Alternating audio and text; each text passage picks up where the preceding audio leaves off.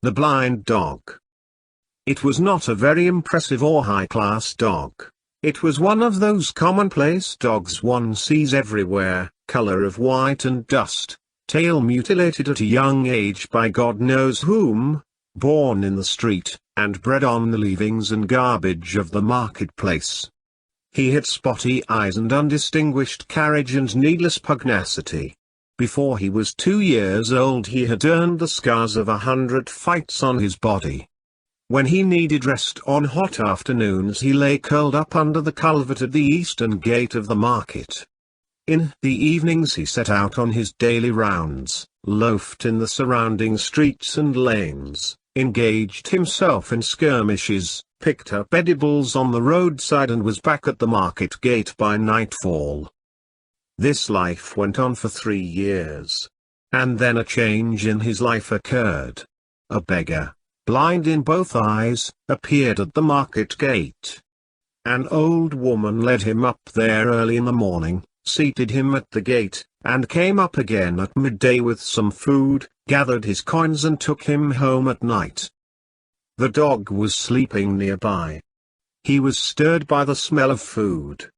He got up, came out of his shelter and stood before the blind man, wagging his tail and gazing expectantly at the bowl, as he was eating his sparse meal. The blind man swept his arms about and asked, "Who is there?" At which the dog went up and licked his hand. The blind man stroked its coat gently tail to ear and said, "What a beauty you are! Come with me." He threw a handful of food, which the dog ate gratefully. It was perhaps an auspicious moment for starting a friendship. They met every day there, and the dog cut off much of its rambling to sit up beside the blind man and watch him receive alms morning to evening. In course of time, observing him, the dog understood that the passers-by must give a coin, and whoever went away without dropping a coin was chased by the dog. He tugged the edge of their clothes by his teeth and pulled them back to the old man at the gate and let go only after something was dropped in his bowl. Among those who frequented this place was a village urchin, who had the mischief of a devil in him. He liked to tease the blind man by calling him names and by trying to pick up the coins in his bowl. The blind man helplessly shouted and cried and whirled his staff. On Thursdays this boy appeared at the gate, carrying on his head a basket loaded with cucumber or plantain. Every Thursday afternoon it was a crisis in the blind man's life.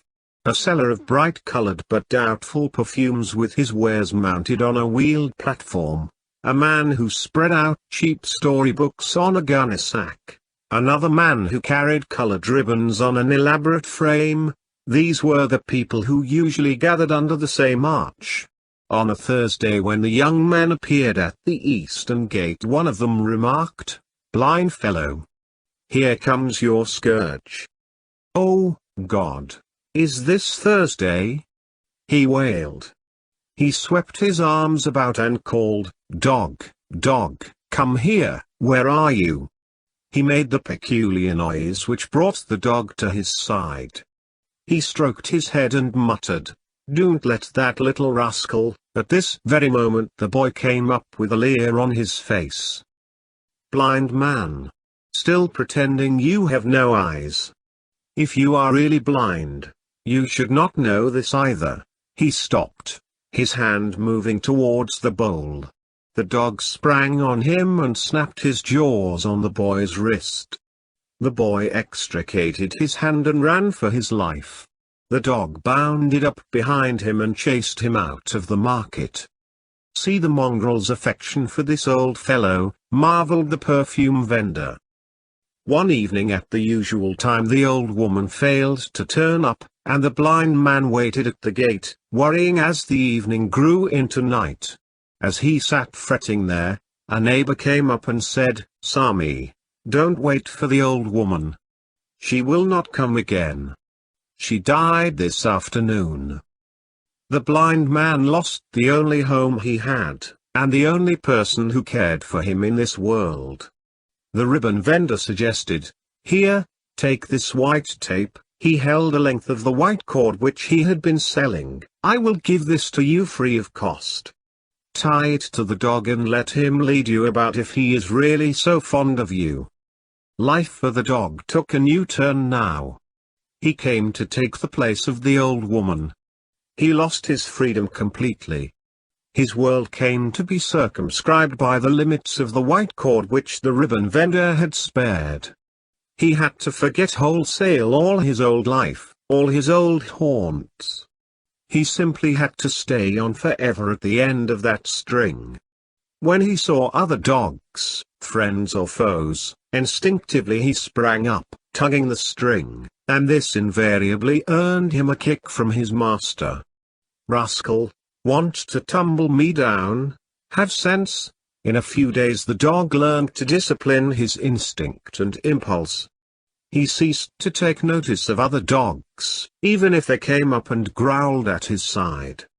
He lost his own orbit of movement and contact with his fellow creatures. To the extent of this loss his master gained. He moved about as he had never moved in his life. All day he was on his legs, led by the dog. With the staff in one hand and the dog lead in the other, he moved out of his home, a corner in a choultry veranda a few yards off the market. He had moved in there after the old woman's death. He started out early in the day. He found that he could treble his income by moving about instead of staying in one place. He moved down the choultry street, and wherever he heard people's voices he stopped and held out his hands for alms. Shops, schools, hospitals, hotels, he left nothing out. He gave a tug when he wanted the dog to stop, and shouted like a bullock driver when he wanted him to move on. The dog protected his feet from going into pits, or stumping against steps or stones, and took him up inch by inch on safe ground and steps. For this sight people gave coins and helped him. Children gathered round him and gave him things to eat. A dog is essentially an active creature who punctuates his hectic rounds with well-defined periods of rest. But now this dog, henceforth to be known as Tiger, had lost all rest. He had rest only when the old man sat down somewhere. At night the old man slept with the cord turned around his finger. "I can't take chances with you," he said. A great desire to earn more money than ever before seized his master, so that he felt any resting a waste of opportunity, and the dog had to be continuously on his feet. Sometimes his legs refused to move. But if he slowed down even slightly his master goaded him on fiercely with his staff. The dog whined and groaned under this thrust. "Don't whine, you rascal. Don't I give you your food? You want a loaf, do you?" swore the blind man. The dog lumbered up and down and round the marketplace with slow steps, tied down to the blind tyrant. Long after the traffic at the market ceased, you could hear the night stabbed by the far-off wail of the tired dog. It lost its original appearance. As months rolled on, bones stuck up at his haunches and ribs were ripped through his fading coat. The ribbon seller, the novel vendor and the perfumer observed it one evening when business was slack, and held a conference among themselves. "It rends my heart to see that poor dog slaving. Can't we do something?" The ribbon seller remarked, "That rascal has started lending money for interest. I heard it from the fruit seller. He is earning more than he needs. He has become a very devil for money." At this point the perfumer's eyes caught the scissors dangling from the ribbon rack. "Give it here," he said, and moved on with the scissors in hand. The blind man was passing in front of the eastern gate. The dog was straining the lead. There was a piece of bone lying on the way and the dog was straining to pick it up. The lead became taut and hurt the blind man's hand, and he tugged the string and kicked till the dog howled. It howled, but could not pass the bone lightly. It tried to make another dash for it. The blind man was heaping curses on it. The perfumer stepped up, applied the scissors and snipped the cord. The dog bounced off and picked up the bone. The blind man stopped dead where he stood, with the other half of the string dangling in his hand. "Tiger! Tiger! Where are you?" he cried. The perfumer moved away quietly, muttering, "You heartless devil! You will never get at him again. He is his freedom." The dog went off at top speed.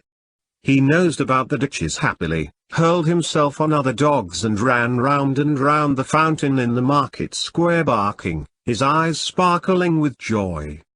He returned to his favorite haunts and hung about the butcher's shop, the tea stall and the bakery. The ribbon vendor and his two friends stood at the market gate and enjoyed the sight immensely as the blind man struggled to find his way about. He stood rooted to the spot, waving his stick. He felt as if he were hanging in midair. He was wailing, "Oh, where is my dog? Where is my dog? Won't someone give him back to me? I will murder it when I get at it again." He groped about, tried to cross the road, came near being run over by a dozen vehicles at different points, tumbled and struggled and gasped. He'd deserve it if he was run over, this heartless blackguard, they said, observing him. However, the old man struggled through and with the help of someone found his way back to his corner in the choultry veranda and sank down on his gunner-sack bed, half faint with the strain of his journey. He was not seen for 10 days, 15 days and 20 days. Nor was the dog seen anywhere.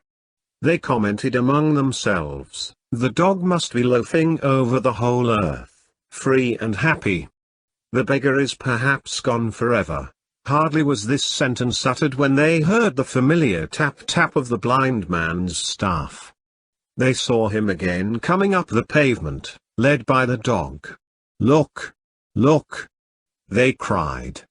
"He has again got at it and tied it up." The ribbon seller could not contain himself. He ran up and said, "Where have you been all these days?" "Know what happened?" cried the blind man. "This dog ran away. I should have died in a day or two, confined to my corner, no food, not an anna to earn, imprisoned in my corner. I should have perished if it continued for another day. But this thing returned." "When?" "When? Last night. At midnight, as I slept in bed. He came and licked my face. I felt like murdering him. I gave him a blow which he will never forget again," said the blind man. "I forgave him, after all a dog. He loafed as long as he could pick up some rubbish to eat on the road, but real hunger has driven him back to me, but he will not leave me again. See. I have got this," and he shook the lead. It was a steel chain this time. Once again there was the dead, despairing look in the dog's eyes. "Go on, you fool," cried the blind man, shouting like an ox driver. He tugged the chain, poked with the stick, and the dog moved away on slow steps. They stood listening to the tap-tap going away. "Death alone can help that dog," cried the ribbon seller, looking after it with a sigh. "What can we do with a creature who returns to his doom with such a free heart?"